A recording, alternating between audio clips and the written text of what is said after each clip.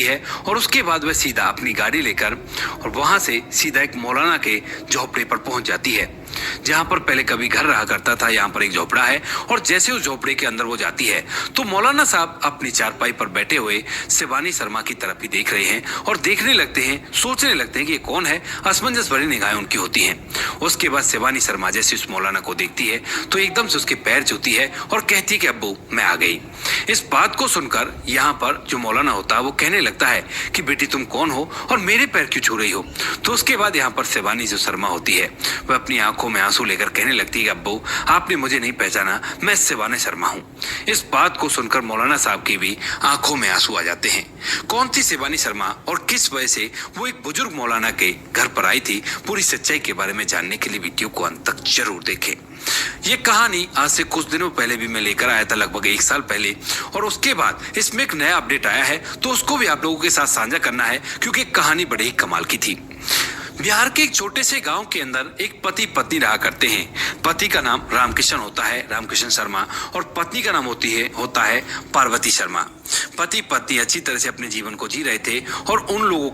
उन दोनों के सिवा और कोई नहीं था। यानी कि रामकिशन के माता पिता तो इस दुनिया को छोड़कर जा चुके थे। उसकी एक बहन थी जिसकी शादी वो करवा चुका था और अब अपनी भी शादी करवाकर अपनी पत्नी के साथ जीवन को जीने लगता है। तभी जो पत्नी होती है वो गर्भवती हो जाती है और जैसी पत्नी गर्भवती होती है तो यहाँ पर रामकिशन को लगता है कि अब हमारा परिवार बढ़ जाएगा क्योंकि 2 लोगों का परिवार काफी छोटा हुआ करता है।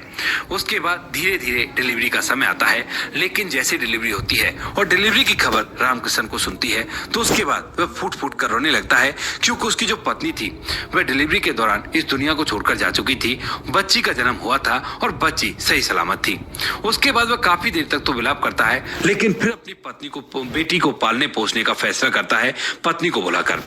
यहाँ पर वह अपनी बेटी को अपने गले से लगाता है, अपनी पत्नी का अंतिम संस्कार करता है और उसके बाद उसे पालने पोसने लगता है। धीरे धीरे समय बीतता और समय के साथ साथ जो बेटी होती है वह 15 साल की हो जाती है और 10वीं क्लास का जो उसका एग्जाम होते हैं वो होने लगते हैं। बेटी पढ़ने लिखने में काफी ज्यादा होशियार थी और इसी वजह से यहाँ पर जो पिता है उससे कहा करता है कि बेटी तू जरूर पढ़ लिख कर कोई बड़ा अधिकारी बनेगी, तू पढ़ाई लिखाई में जी जान लगा देना और मैं तुम्हें पढ़ाने में कोई भी कसर नहीं छोड़ूंगा। ऐसा पिता कहा करता था और बेटी भी दिल लगाकर पढ़ाई किया करती थी और 10वीं के जैसे एग्जाम उसके कंप्लीट होते हैं तो उसी दौरान जो पिता होता है वो बेटी को एग्जाम सेंटर से लेने के लिए जा रहा था और उसी दौरान एक हादसे में वह इस दुनिया को छोड़कर चला जाता है। बेटी फूट फूट कर रोने लगती है। गांव वालों को पता चलता है तो गांव वाले रामकिशन को लेकर आते हैं और उसके बाद बेटी जो होती है उसे भी समझाते, कहती है बेटी जो होना था वो तो हो गया, लेकिन तू अपनी जिंदगी को अब आराम से जी, कोई ना कोई तेरा भी इंतजाम हो जाएगा। ऐसा कहकर वो सोचने लगते हैं और तभी यहाँ पर जो रामकिशन की बहन होती है यानी कि जो शिवानी की बुआ होती है उसे भी ये बात पता चलती है और वह भी यहाँ पर आती है। यहाँ पर आने के बाद जब सभी लोग चर्चा करते हैं कि अब बेटी को कौन रखेगा तो उसके बाद वह आगे बढ़कर हाथ बढ़ाती है, कहती है कि मैं इसे अपने पास रखूंगी, कोई भी दिक्कत नहीं है, मैं आखिर इसकी बुआ हूँ और मेरी जिम्मेवारी इस पर बनती है। उसके बाद शिवानी की जो बुआ होती है वो उसे अपने साथ लेकर चली जाती है। साथ में उसने उसके पुश्तैनी मकान को बेचकर भी जो कुछ पैसे आए थे वो भी अपने पास रख लिए थे। बोल दिया था और लोगों ने भी ठीक है तुम अपने पास ही रख लो क्योंकि वैसे भी तुम्हें इसकी देखभाल करनी है तो तुम ही तो पैसे खर्च करोगी। ऐसा कहकर वह शिवानी को अपने साथ तो ले जाती है, लेकिन यहाँ पर आने के बाद कुछ ही दिनों में उसे पता चल जाता है कि यहाँ पर उसकी जो बुआ है वो उसे अपने साथ रखने के लिए नहीं लाई, वो तो केवल घर के लिए एक फ्री की नौकरानी लेकर आई है क्योंकि घर का सारा काम वह उसी से करवाया करती, जबकि उसकी बुआ की लड़की थी वह भी उससे थोड़ी बहुत बड़ी थी, उनसे इतना काम नहीं करवाया करती। शिवानी सब बातों को समझ तो जाती है लेकिन फिर उसे लगता है कि कम से कम यहाँ पर रोटी तो मिल रही है तो इसी वजह से वहीं पर बनी रहती है। धीरे धीरे कुछ समय बीतता है। कुछ समय के बाद जब उसका 10वीं क्लास का रिजल्ट आता है तो शिवानी ने अच्छे नंबरों से 10वीं क्लास को टॉप कर दिया था और जैसे वो टॉप करती है तो अपनी बुआ से कहने लगती है बुआ मुझे आगे की पढ़ाई करनी है, लेकिन जो बुआ है वो मना कर देती है, कहती है कि पढ़ाई लिखाई करके क्या करेगी, कुछ दिनों में तेरी शादी करवा देंगे और शादी के बाद अपने घर को बसाना। अब शिवानी के जो पिता का सपना था वह उसकी आंखों में तैरता रहता है और उसे लगने लगता है कि अब मैं क्या करूं, इस घर को छोड़कर चली जाती हूं, लेकिन फिर से उसे लगता है कि अब उसकी इतनी उम्र नहीं है, वह जाएगी तो जाएगी कहां और करेगी तो करेगी क्या। ऐसा सोचकर उस घर के अंदर बनी रहती है। धीरे धीरे करके उसे 1 साल वहीं पर रहते हुए बीत जाता है, लेकिन इस 1 साल के अंदर ना तो उसने कभी शिवानी का एडमिशन करवाया था, उसका पढ़ने का मन किया करता था और दिन रात उससे काम धंधा करवाया करती।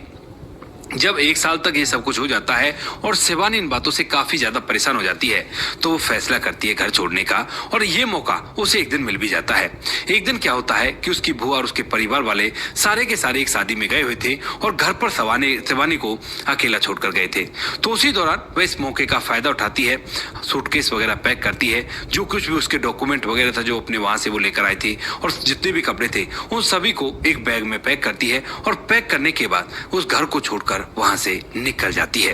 रात का समय था, वह पैदल पैदल लगभग 2.5 से 3 किलोमीटर का सफर तय करती है और उसके बाद एक रेलवे स्टेशन पर पहुंच जाती है। वहां पर जो भी पहली ट्रेन आती है उसमें बैठ जाती है, क्योंकि फिलहाल उसे अपनी बुआ के यहाँ से दूर जाना था, ताकि वह अपने जीवन को एक नई दिशा दे सके, क्योंकि यहाँ पर रहकर तो उसकी बुआ उसे पढ़ा लिखा भी नहीं रही है। ऐसा सोचकर वो उस ट्रेन में बैठ जाती है, सोचती है कि कुछ काम करूंगी और काम करने के बाद कोई ना कोई तो ऐसा मिलेगा जो काम करने के बाद मुझे पढ़ाई करवा देगा, कम से कम जीवन तो ऐसा हो जाएगा जैसा पिताजी सोच रहे थे।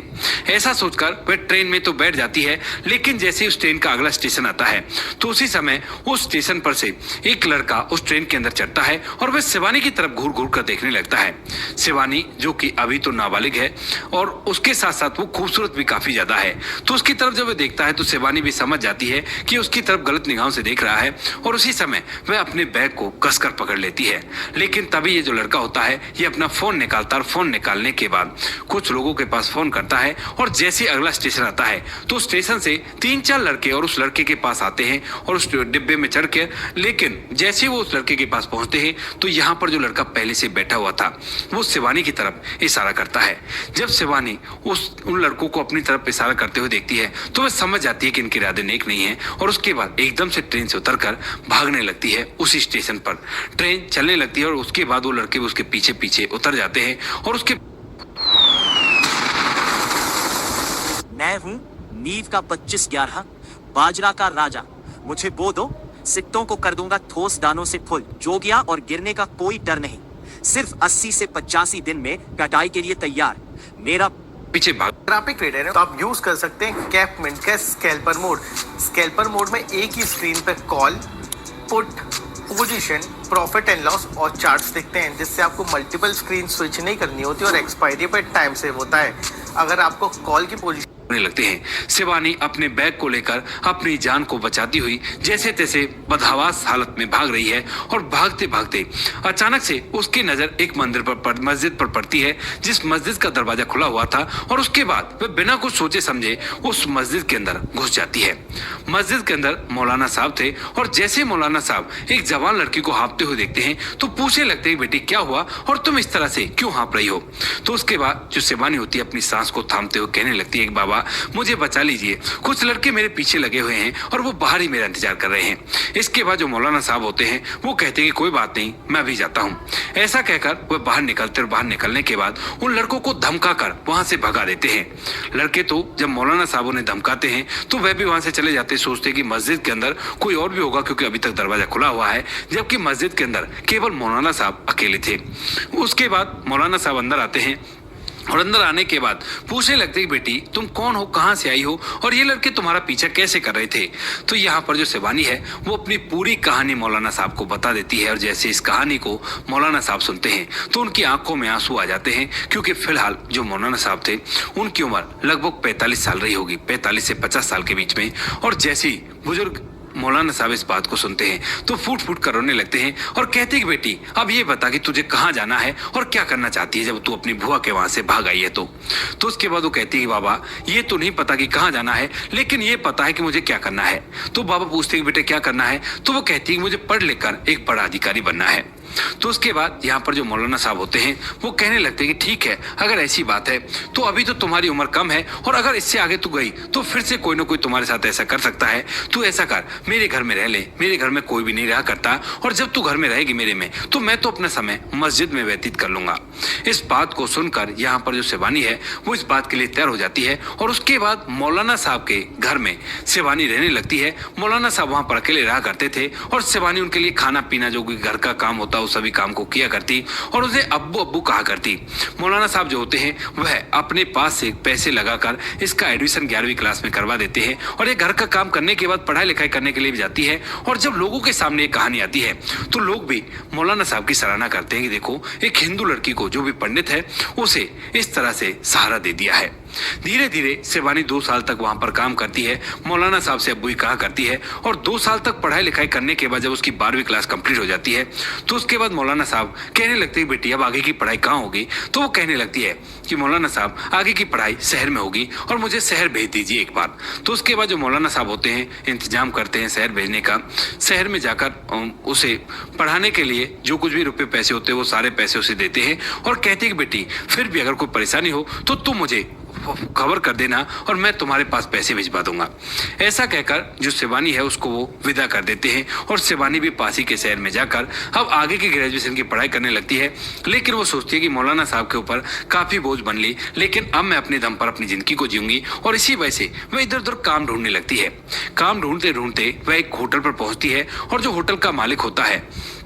जिसका नाम परशुराम सिंह होता है, परशुराम सिंह जो होता है वह जब उसे देखता है लड़की को और पूछता है कि बेटी बताओ क्या काम चाहिए। तो वो कहने लगती है कि कोई भी काम चलेगा, मैं पढ़ाई के साथ साथ काम करना चाहती हूँ। तो वो पूछने लगता है कि क्यों बेटी, जब तुम पढ़ाई किया करती हो तो पढ़ाई लिखाई करो। तो वो कहने लगती है कि मेरा कोई इस दुनिया में है नहीं, तो इसी वजह से मुझे पढ़ाई के साथ काम करना होगा। और उसके बाद यहाँ पर जब जो परशुराम सिंह जी होते हैं होटल के मालिक, वह पूछने लगते हैं कि क्यों बेटी तुम्हारा इस दुनिया में कोई क्यों नहीं है। तो यहाँ पर लड़की अपनी पूरी कहानी बता देती है। अब इस बात को सुनकर जो परशुराम सिंह जी होते हैं वो भावुक हो जाते हैं, क्योंकि उनकी भी एक बेटी थी और वह उसे पढ़ा लिखा कर बड़े अधिकारी बनाना चाहते थे, लेकिन वो बेटी तो कामयाब नहीं हो पाई। लेकिन ऊपर वाले ने एक और बेटी उसके पास भेज दी है। वो कहते हैं कि देखो बेटी, रहने खाने का इंतजाम भी तुम्हारा यहीं पर हो जाएगा और जितनी चाहे उतनी पढ़ाई करो, मैं तुम्हारी पढ़ाई लिखाई में पूरा पैसा लगाऊंगा। बेटी पूछती है कि आप ऐसा क्यों कर रहे हो। तो उसके बाद वो अपनी बेटी के बारे में बताता है और उसके बाद जो शिवानी है वो कहती है कि नहीं, मैं आपके यहाँ पर काम करूंगी, बस आप मुझे यहाँ पर काम लगा दीजिए।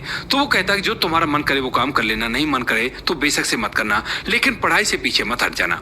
यहाँ पर भी एक पिता की तरह ही उसे एक साया मिल गया था और वह भी उसे पिताजी पिताजी कहकर ही संबोधित करने लगती है और यहाँ से अपनी ग्रेजुएशन करती है। 3 साल की ग्रेजुएशन को करने के बाद अब उसे दिल्ली जाना था, बड़े शहर में, जहां पर वह कोचिंग कर सके और कोचिंग करके आगे की पढ़ाई को करने वाली थी। तो जब परशुराम सिंह जी ये बात सुनते हैं कि अब दिल्ली से उसकी पढ़ाई होगी, तो उसके बाद सारे पैसे का खर्चा खुद करते और कहते हैं बेटी पढ़ाई पर ध्यान देना, क्योंकि उसने जो अपनी ग्रेजुएशन की थी उसमें भी बहुत अच्छे अंक प्राप्त किए थे, तो उसे पूरी उम्मीद से इसी वजह से जो परशुराम सिंह जी होते हैं उसके साथ जाते हैं, वहां पर अच्छे से कोचिंग सेंटर में उसका एडमिशन कराते हैं, उसे हॉस्टल दिलाते हैं और कहते हैं कि पैसों की चिंता मत करना, मैं हूं ना, सब कुछ ठीक कर दूंगा। उसके बाद यहाँ पर जो बेटी होती है शिवानी, वह भी उसकी हर बात पर खरी उतरती है और वहां पर जाकर जब पढ़ाई करने लगती है तो लगभग 2 से 3 साल के बाद वह कलेक्टर बन जाती है। और कलेक्टर बनने के बाद जब ये खबर वह परशुराम सिंह जी को देती है, परशुराम सिंह जी फूले नहीं समाते हैं और बड़े खुश हो जाते हैं। उसके बाद उसकी ट्रेनिंग होती है और ट्रेनिंग करने के बाद जब उसकी पोस्टिंग आ जाती है तो पोस्टिंग के बाद उसे सरकारी गाड़ी मिलती है, सरकारी गार्ड मिलता है और सरकारी आवाज मिल जाता है, क्योंकि वह एक कलेक्टर बन चुकी थी। अब जैसे वो कलेक्टर बनती है तो उसके बाद वह परशुराम सिंह जी को याद करती है और जब परशुराम सिंह जी मिलने के लिए उससे आते हैं तो अचानक से उसे अपने उस बाबा की भी याद आ जाती है, जिस बाबा ने उसे उस टाइम पर बचाया था जब उसकी बहुत ही खराब हालत थी। उसके बाद वह सीधा वहां से उससे मिलने का मन बना लेती है और एक दिन अपनी सरकारी गाड़ी में बैठकर सीधा उस जगह पर पहुंच जाती है जिस घर के अंदर उसने 2 साल बिताए थे और जिस गांव के अंदर उसने अपनी 11वीं 12वीं की पढ़ाई की थी। लेकिन वहां पर जाने के बाद जैसे ही वो उस जगह को देखती है जहां पर वो घर था, तो वहां पर एक झोपड़ा बना हुआ था और जैसे ही वो गाड़ी को बाहर रोककर झोपड़े के अंदर जाती है तो अंदर बुजुर्ग बाबा बैठे हुए असमंजस भरी निगाहों से उसकी तरफ देख रहे थे और वह एकदम से उसके पांव छू लेती है। अब जैसे उसके पैर छूती है तो मौलाना साहब कहते हैं बेटी कौन हो तुम और मेरे पैर क्यों छू रही हो। तो उसके बाद वह हंसने लगती है और कहती है कि बाबा आपने मुझे नहीं पहचाना, मैं शिवानी, मैं कलेक्टर बन चुकी हूँ। लेकिन जैसे वो कलेक्टर बनने का नाम लेती है तो एकदम से शिवानी की आंखों में आंसू आ जाते हैं और इधर जो मौलाना साहब होते हैं वह भी फूट फूट कर रोने लगते हैं। उसके बाद जो शिवानी होती है वो कहती है कि बाबा अब मैं कामयाब हो गई हूँ और आपको मेरे साथ चलना होगा। मौलाना साहब मना भी करते हैं लेकिन शिवानी जिद करती है और उसके बाद जो मौलाना साहब है वो कहते हैं कि बेटी देखो यहाँ पर तो पास ही में मस्जिद है, मैं वहां पर नमाज पढ़कर आ जाया करता हूँ, तो वहां पर कैसे होगा। तो वो कहती है कि बाबा आप आप चिंता मत करो, मेरे वहाँ आवास के पास में भी मस्जिद है और वहाँ पर आप आराम से नमाज पढ़ सकते हो। उसके बाद जो मौलाना साहब होते हैं वह उसके साथ चलने के लिए तैयार हो जाते हैं। इधर गाँव वालों को जब ये पता चलता है कि मौलाना साहब के दरवाजे पर ऐसे गाड़ी आई, सरकारी गाड़ी, और पुलिस वाले भी खड़े हुए हैं, तो कुछ लोग तो सोचने लगते हैं कि शायद मौलाना साहब ने कोई कांड कर दिया है। लेकिन जब आकर सच्चाई देखते हैं तो वो लोग भी भावुक हो जाते हैं और कहते हैं कि यही है असली इंसानियत। उसके बाद शिवानी उन्हें अपने साथ ले जाती है और अपने घर में रखने लगती है। जब भी वह यहाँ से नमाज पढ़ने के लिए जाया करते तो लोग पूछा करते कि किसके पिता हैं, तो यहाँ पर लोग बताया करते कि शिवानी शर्मा के पिता हैं। लोग कंफ्यूज हुआ करते हैं कि वो शर्मा और ये मौलाना साहब, ऐसा कैसे हो सकता है। तो लोगों को उसकी कहानी सुनने को मिलती है और लोग इस कहानी को सुनकर थोड़े से भावुक तो हो जाते हैं, लेकिन शिवानी की इंसानियत की दाद देते हैं। क्योंकि आज के समय में लड़की अगर कामयाब हो जाए, अगर पति ने उन्हें कामयाब किया तो पति को भूल जाया करती हैं, लेकिन उन्होंने उनको नहीं भूला। उसके बाद वो उनके पास रहने लगते हैं। एक सरकारी अधिकारी से ही उसकी शादी भी हो जाती है और सरकारी अधिकारी भी इसकी कहानी को सुनकर भावुक हो जाता है और वह उसका भरपूर साथ देता है और मौलाना साहब की भी इज्जत किया करता है। धीरे धीरे कुछ समय बीतता है और कुछ समय के बाद ये कहानी चारों तरफ विख्यात हो जाती है। और जब इस बात के लगभग 1.5 साल बाद, यानी कि जब शिवानी मौलाना साहब को लेकर आई थी, तो उसके बाद मौलाना साहब काफी बुजुर्ग हो चले थे और बुजुर्ग होने के कारण वह इस दुनिया को छोड़कर जाते हैं अपने आप ही। तो उसके बाद चारों तरफ लोगों को जब ये पता चलता है कि वो मौलाना साहब इस दुनिया को छोड़कर चले गए हैं, तो लोगों का हुजूम इकट्ठा हो जाता है और इतने सारे लोग वहां पर आ जाते हैं उनको देखने के लिए कि मानो कि जन सैलाब आ गया हो। उसके बाद जो शिवानी होती है, मुस्लिम रीति रिवाज के हिसाब से उन्हें उनके ही कब्रिस्तान में ले जाती है जहां पर उनको दफन होना था, और वहां पर ले जाकर मुस्लिम रीति रिवाज से उनका मतलब अंतिम संस्कार करती है। यहाँ पर अंतिम संस्कार उनका हो जाता है, लेकिन लोगों की भीड़ को देखकर लोग हैरान हो जाते हैं, जो गाँव वाले लोग थे, क्योंकि उन्हें तो पता था, लेकिन उन्हें ये नहीं पता था कि ये लोग भी इस कहानी को जानते हैं और ये लोग मौलाना साहब की काफी इज्जत किया करते हैं। इधर यहाँ पर जो मौलाना साहब होते हैं, उनकी जब अंतिम विदाई हो जाती है तो उसके बाद लोगों में फिर से चर्चा का विषय होती है और उसी समय ये कहानी फिर से चर्चा में आ जाती है, क्योंकि यहाँ पर कुछ लोग ऐसे थे जिनको इस बारे में नहीं पता था, और जब वे पूछते कि कोई सेलिब्रिटी है का, तो उसके बाद वो बताते कि नहीं, एक मौलाना साहब है, साधारण से हैं और उनके उस पर ही इतनी भीड़ है। तो उसके बाद पूछने लगते कि ऐसा क्यों, कोई बड़ा कारण